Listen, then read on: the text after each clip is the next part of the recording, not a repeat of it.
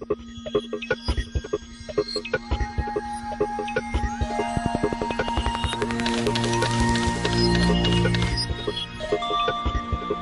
name is Professor Michio Kaku. I'm a professor of theoretical physics at the City University of New York, and I specialize in something called string theory.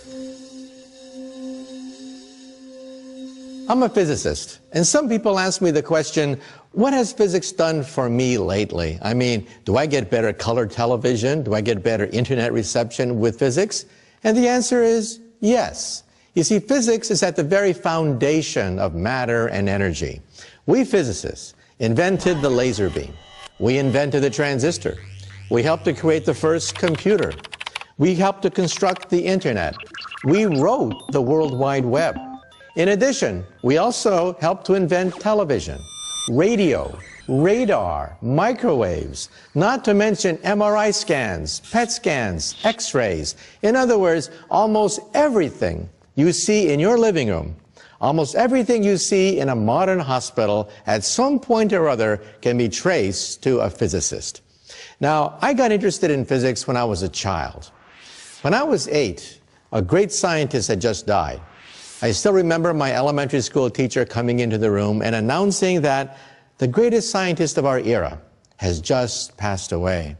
And that day, every newspaper published a picture of his desk, the desk of Albert Einstein. And the caption said, I'll never forget, the unfinished manuscript of the greatest work of the greatest scientist of our time. And I said to myself, why couldn't he finish it? I mean, what's so hard? It's a homework problem, right? Why didn't he ask his mother? Why can't he finish this problem? So, as a child of 8, I decided to find out what was this problem. Years later, I began to realize that it was the theory of everything, the unified field theory, an equation that would summarize all the physical forces in the universe, an equation like E equals mc squared. That equation is half an inch long, and that equation unlocks the secret of the stars. Why do the stars shine? Why does the galaxy light up? Why do we have energy on the earth? But then there was another thing that happened to me when I was around 8 years old. I got hooked on the Saturday morning TV shows, in particular, Flash Gordon. And I was hooked. I mean, every Saturday morning, watching programs about aliens from outer space, starships, ray guns, invisibility shields, cities in the sky. That was for me. But after a few years, I began to notice something. First of all, I began to notice that, well, I didn't have blonde hair and blue eyes. I didn't have muscles like Flash Gordon. But it was a scientist who made the series work. In particular, a physicist. He was the one who discovered the ray gun, the starships. He was the one who created the invisibility shield. And then I realized something else. If you want to understand the future, you have to understand physics. Physics is at the foundation of all the gadgetry, the wizardry, all the marvels of the technological age. All of it can be traced to the work of a physicist. Most of science fiction is, in fact, well within the laws of physics, but possible within maybe 100 years. And then we have impossibilities that may take 1,000 years or more. That includes time travel, warp drive, higher dimensions, portals through space and time, stargates, wormholes. You know, if you were to meet your great-grandparents of the year 1900, they were dirt farmers back then. They didn't live much beyond the age of 40 on average. Long-distance communication in the year 1900 was yelling at your neighbor. And yet, if they could see you now with iPads and iPods and satellites and GPS and laser beams, how would they view you? They would view you as a wizard or sorcerer. However, if we can now meet our grandkids of the year 2100, how would we view them? We would view them as gods, like in Greek mythology. Zeus could control objects around him by pure thought, materialize objects just by thinking. And their perks being a Greek god, Venus had a perfect body, a timeless body, and we are beginning now to unravel the genetics at the molecular level of the aging process. And then Apollo, he had a chariot that he could ride across the heavens. We will finally have that flying car that we've always wanted to have in our garage. By the year 2100, we will have the power of the gods. To paraphrase Arthur C. Clarke, any sufficiently advanced technology is indistinguishable from divinity. So let's now begin our story. The history of physics is the history of modern civilization. Before Isaac Newton, before Galileo, we were shrouded with the mysteries of superstition.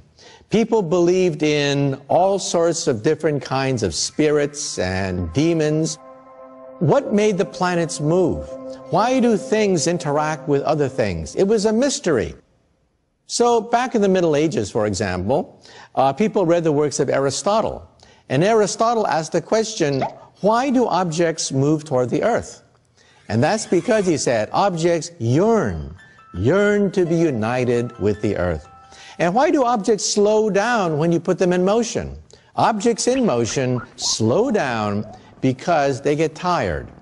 These are the works of Aristotle, which held sway for almost 2,000 years until the beginning of modern physics with Galileo and Isaac Newton. When the ancients looked at the sky was full of mystery and wonder. And in the year 1066, the most important date on the British calendar, there was a comet which sailed over the battlefield of Hastings. It frightened the troops of King Harold, and a young man from Normandy swept into England and defeated King Harold at the Battle of Hastings, creating the modern British monarchy. But the question is, where did the comet come from? What was this comet that mysteriously paved the way for the coming of the British monarchy? Well, believe it or not, that same comet, the very same comet that initiated the British monarchy, sailed over London once again in 1682. This time, everyone was asking the question, where do comets come from? Do they signal the death of the king? Why do we have messengers from the heavens in the sky? Well, one man dared to penetrate the secrets of comets, and that was Isaac Newton. In fact, when Isaac Newton was only 23 years old, he stumbled upon the universal force of gravitation. According to one story, he was walking on his estate in Woolsthorpe, and he saw an apple fall. And then Isaac Newton saw the moon. And then he asked the key question which helped to unlock the heavens. If apples fall, does the moon also fall? And the answer was yes. And that answer overturned thousands of years of mystery and speculation about the motions of the heavens. The moon is in free fall. Just like an apple, the moon is constantly falling toward the earth. It doesn't hit the earth because it spins around the earth and the earth is round, but it's acting under a force of gravity.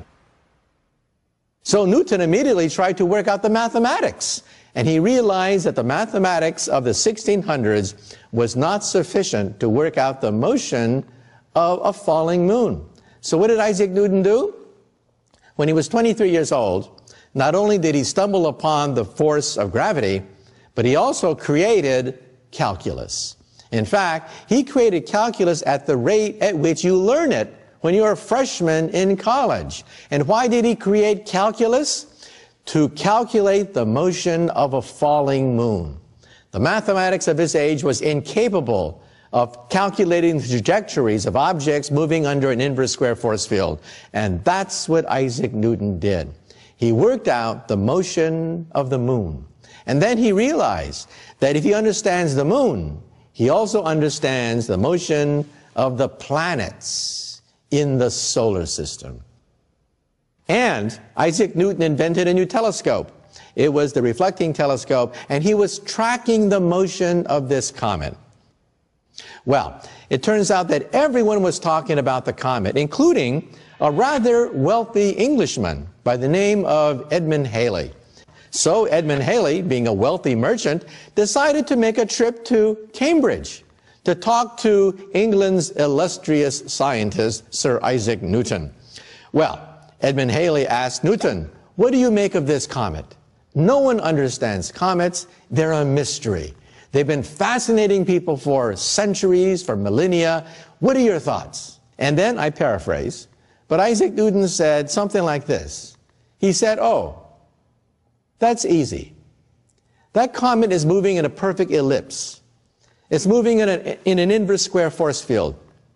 I've been tracking it every day with my reflecting telescope, and the path of that comet conforms to my mathematics exactly."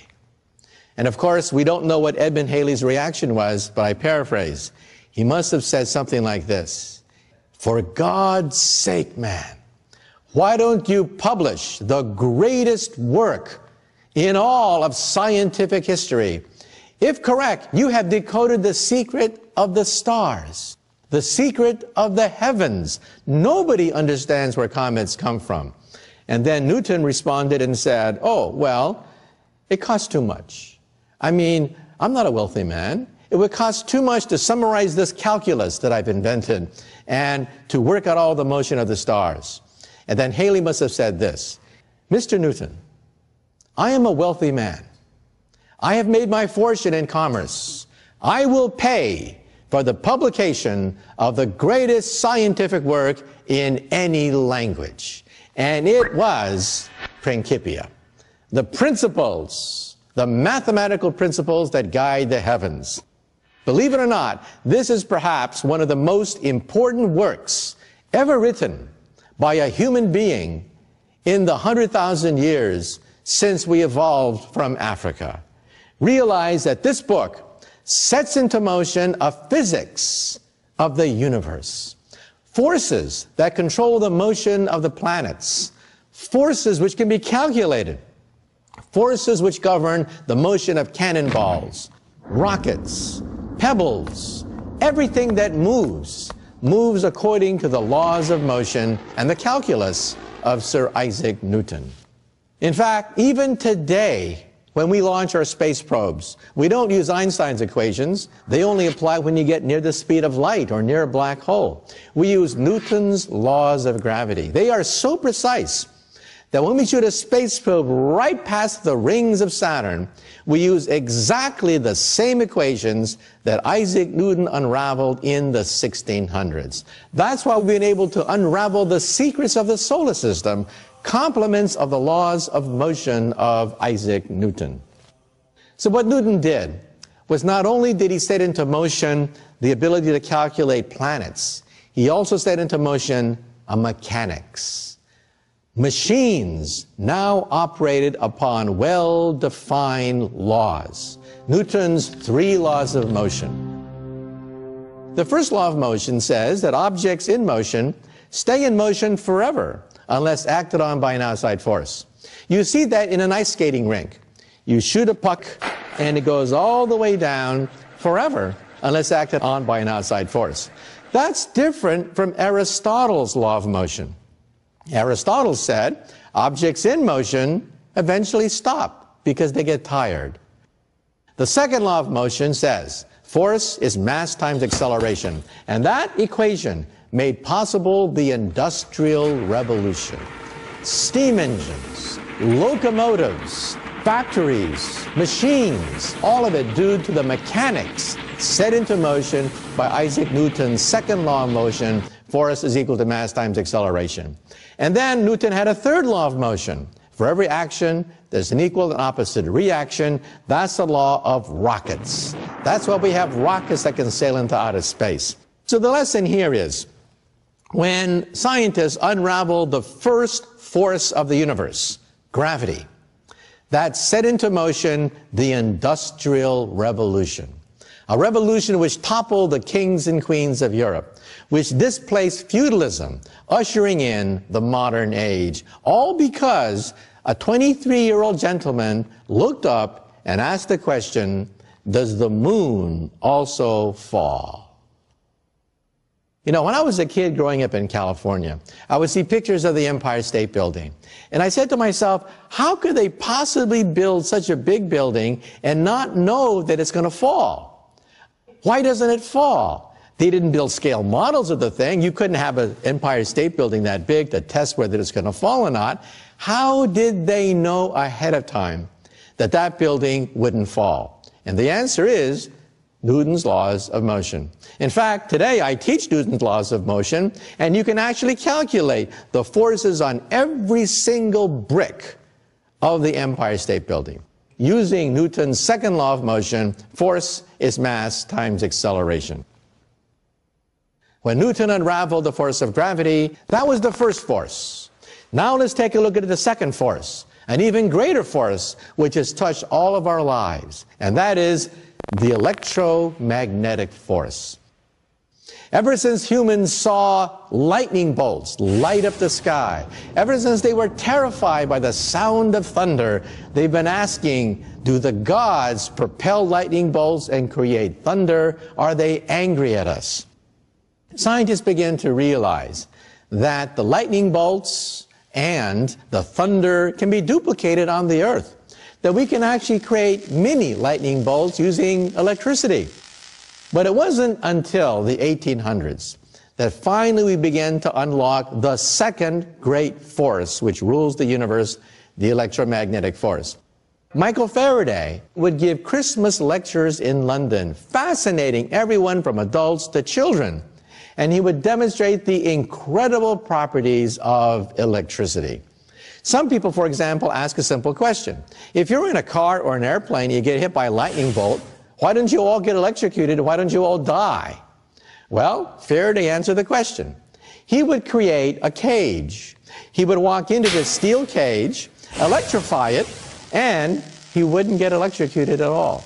That's called the Faraday cage, and every time you walk into a metal structure, you get shielded by this metal object. Well, what Michael Faraday did was, he helped to unleash the second great revolution with something called Faraday's law. A moving wire in a magnetic field has its electrons pushed, creating an electrical current. That simple idea unleashed the electric revolution. And that's why we have hydroelectric generators, dams that can produce enormous amounts of power. That's why people build nuclear power plants. That's why we have electricity in this room right now. On a very small scale, you use that in your bicycle. When you put a bicycle lamp on your bicycle, the turning of the wheel spins a magnet. The magnet then pushes electrons in a wire, and that's why electricity lights up in your bicycle lamp. So in other words, electricity and magnetism were unified into a single force. We once thought that electricity and magnetism were separate. Now we know they are, in fact, the same force. So if a moving magnet can create an electric field, this means that a moving electric field can create a magnetic field. But if they can create each other, why can't they oscillate and create a wave? So that moving electric fields create magnetic fields, create electric fields, create magnetic fields, infinitum, to create a wave. Well, around the time of the American Civil War, a mathematical physicist, James Clerk Maxwell, calculated, using the work of Faraday, the velocity of this wave. In one of the greatest breakthroughs of all time, James Clerk Maxwell calculated the velocity of this wave and found out it was the velocity of light. And then he made this incredible discovery. This is light. That's what light is. It doesn't by accident travel at the speed of electricity. It is light itself. And the equations were written down by James Clerk Maxwell. Unfortunately, Michael Faraday himself did not have a formal education. He could not put into mathematical form his own work.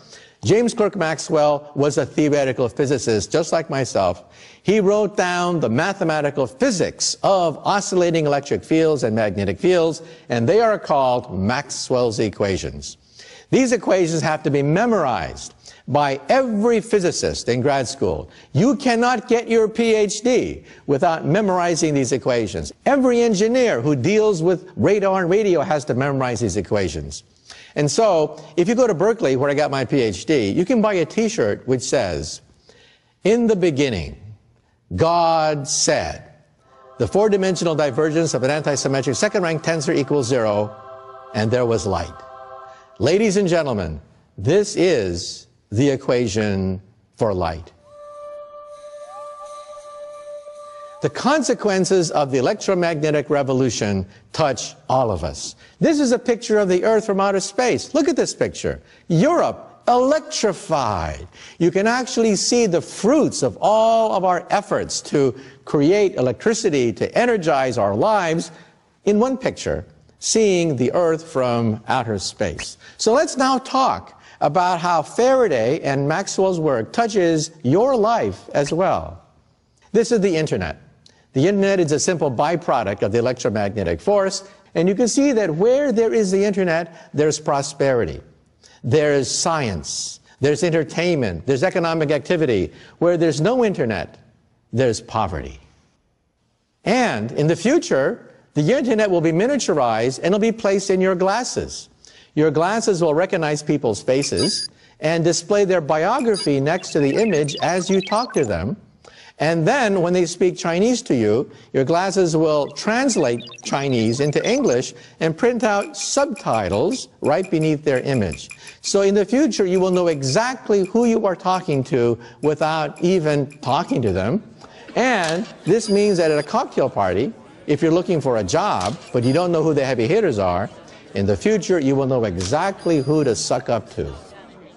In the future, chips will only cost a penny, because we can manufacture tinier and tinier transistors. You will have Faraday's electromagnetic force inside your body. This is a pill. It has a chip in it. The chip is smaller than an aspirin pill. It also has a TV camera and a magnet. When you swallow it, the magnet guides the camera, taking pictures of your stomach, your intestines, because we all know what middle-aged men fear the most, colonoscopies. And this gives new meaning for the expression, Intel inside. Now, let's talk about the next great forces which rule the universe. We talked about gravity, which allows us to calculate the motion of the planets. The mechanics created by Newton helped to unleash the Industrial Revolution.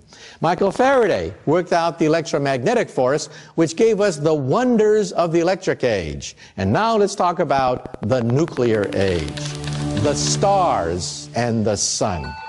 People have been fascinated by the sun. Apollo was the god that strode across the heavens in his fiery chariot.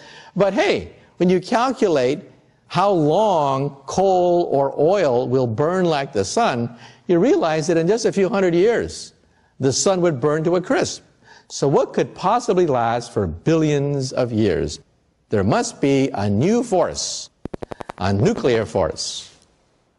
Einstein and others helped to unravel the secret of the stars. The nuclear force comes in two types, weak and strong. The weak nuclear force governs radioactive decay. The strong nuclear force is one of the strongest forces in the entire universe. It's so strong, it holds our protons together ever since Genesis, the beginning of time.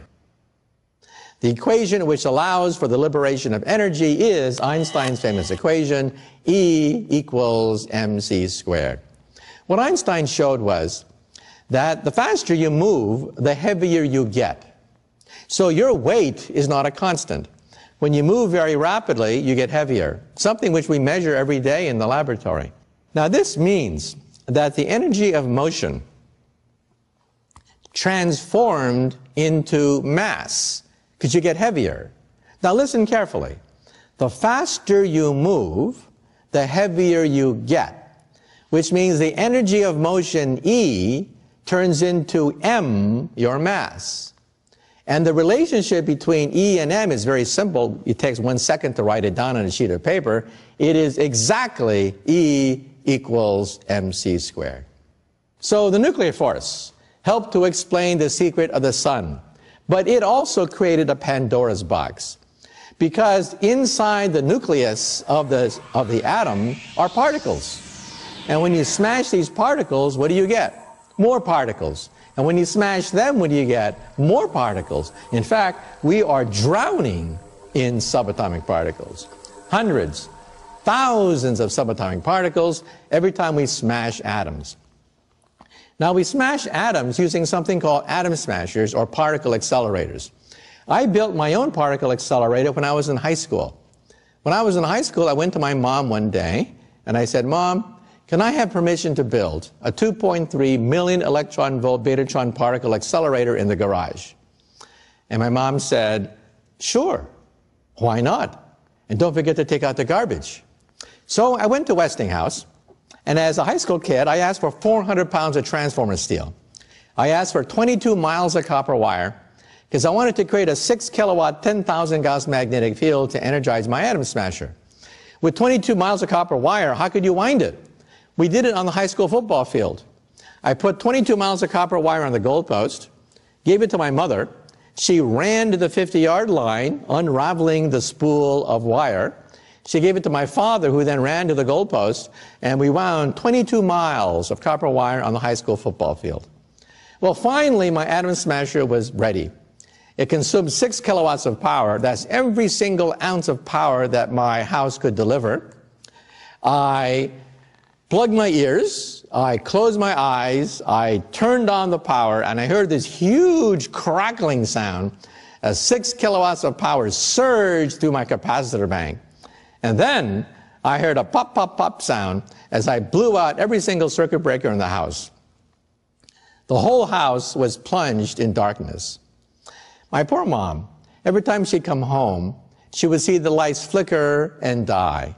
And she must have wondered, why couldn't I have a son who plays baseball? Why can't he learn basketball? And for God's sake, why can't he find a nice Japanese girl? I mean, why does he have to build these machines in the garage? Well, these machines that I built in my garage earned the attention of a physicist, Edward Teller, father of the hydrogen bomb. And he arranged for me to get a scholarship to Harvard. And my career got a head start. He knew exactly what I was doing. I didn't have to explain to him that I was experimenting with antimatter. I was creating anti-electrons in my mom's garage and using atom smashers to eventually create beams of antimatter. Antimatter is the opposite of matter. It has the opposite charge. So an electron has negative charge. The positron, or anti-electron, has positive charge. This means that you can now create anti-molecules and anti-atoms. Anti-hydrogen was made at CERN outside Geneva, Switzerland, and also at Fermilab outside Chicago, where I have anti-electrons circulating around anti-protons. And in Brookhaven National Laboratory in Long Island, just recently, they detected anti-helium. We have 2 antiprotons with 2 antineutrons to create anti-helium. For every piece of matter, there's a counterpart which is made out of antimatter. And when the two collide, by the way, it releases the greatest energy source in the universe. It is 100% conversion of matter to energy by Einstein's equations, E equals mc squared. Inside the nucleus of the atom, we have particles upon particles when you smash them apart. In the 1950s, we were drowning in subatomic particles. In fact, J. Robert Oppenheimer, the father of the atomic bomb, once made a statement. He declared that the Nobel Prize in physics should go to the physicist who does not discover a new particle this year. That's how many particles were being discovered. So let's talk about the particle zoo. Right now, we physicists have unlocked hundreds, thousands of subatomic particles, and we've been able to piece them together into a jigsaw puzzle. It's called the Standard Model. It has 36 quarks, 19 free parameters, 3 generations of quarks, no rhyme, no reason, but this is the most fundamental basis of reality that we physicists have been able to construct. Billions of dollars, 20 Nobel Prizes have gone into the creation of the Standard Model, and it is the ugliest theory known to science, but it works. There's one piece missing, and that one piece that's missing is called the Higgs boson. We expect to find it. We want to create a higher version of this theory, and that theory, we think, is string theory. String theory is based on the simple idea that all the 4 forces of the universe, gravity, the electromagnetic force, and the 2 nuclear forces, can be viewed as music. Music of tiny little rubber bands.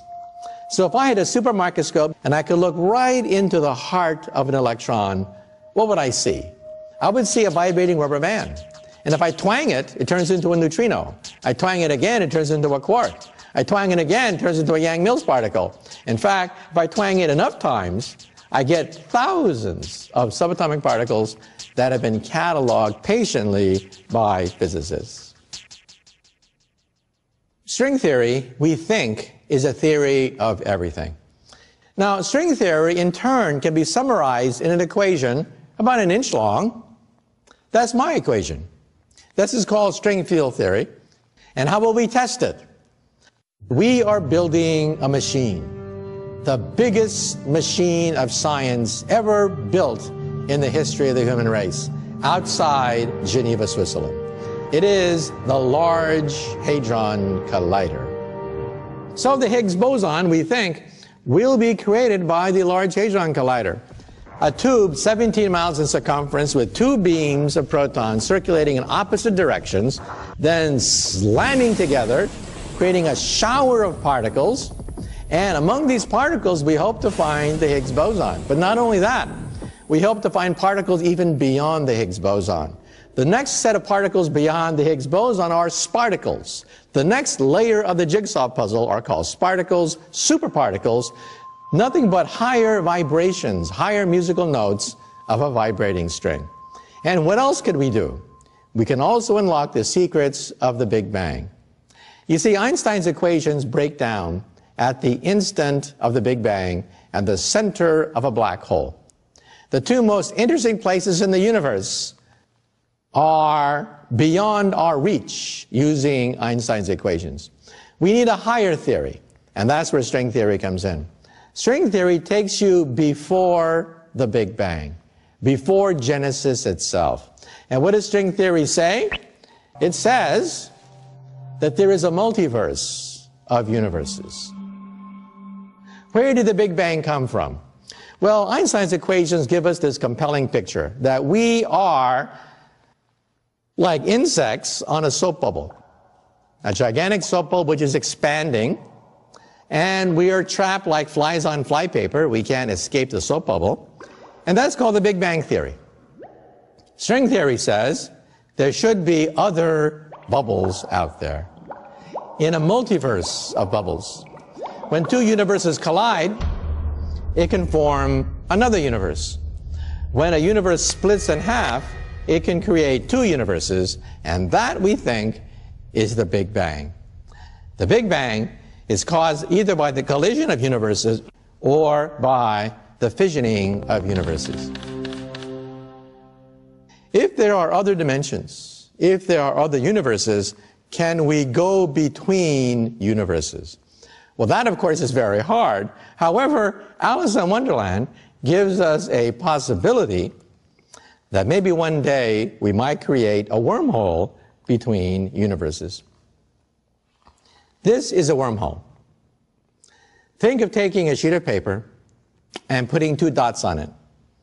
The shortest distance between 2 points is a straight line. But if I can fold that sheet of paper, then perhaps I can create a shortcut through space and time, called a wormhole. This is a genuine solution of Einstein's equations. We can actually see this in string theory. The question is, how practical is it to go through one of these things? We don't know. In fact, there's a debate among physicists today. Stephen Hawking, many physicists are jumping into the game of trying to figure out whether it's physically possible to go all the way through a wormhole. Because if you could, then you might be able to use this as a time machine. Since string theory is a theory of everything, it's also a theory of time. And time machines are allowed in Einstein's equations, but to build one is extremely difficult. Far more energy is required than a simple DeLorean with plutonium. You know, trillions of years from now, the universe is going to get awfully cold. We think the universe is headed for a big freeze. All the stars will blink out. Stars will cease to twinkle. The universe will be so big, it'll be very cold. At that point, all intelligent life in the universe must die. The laws of physics are a death warrant to all intelligent life. There's only one way to escape the death of the universe, and that is leave the universe. We are now, of course, entering the realm of science fiction, but at least we now have equations, the equations of string theory, which will allow us to calculate if it is possible to go through a wormhole, to go to another universe where it's warmer, and perhaps we can start all over again. If you were to summarize the march of physics over the last 10,000 years, it would be the distillation of the laws of nature into four fundamental forces: gravity, electricity and magnetism, and the two nuclear forces. But then the question is there a fifth force? A force beyond the forces that we can measure in the laboratory? And believe it or not, there are physicists who've actually looked very carefully for a fifth force. Some people think maybe it's psychic phenomena. Maybe it's telepathy. Maybe it's something called psi power. Maybe it's the power of the mind. Maybe consciousness. Well, I'm a physicist. We believe in testing theories to make sure that they are falsifiable and reproducible. We want to make sure that on demand, your theory works every single time without exception. And if your theory fails one time, it's wrong. In other words, Einstein's theory has to work every single time without exception. One time, Einstein's theory is proven to be wrong, the whole theory is wrong. Well, so far, we can reproduce these four physical theories, but a fifth theory cannot be reproduced. We've looked for it. Some people think that maybe a fifth force may be short range, like not over the nucleus of the atom, but ranging over several feet. And we can't find any. We physicists in the last 10 years have discovered a new energy source larger than the galaxy itself. Dark energy. Realize that in our universe today, 73% of our universe, the matter and energy, 73% is in the form of dark energy, the energy of nothing. That's what's blowing the galaxies farther and farther apart. That's the energy of the Big Bang itself. Kids ask the question, if the universe banged, then what made it bang?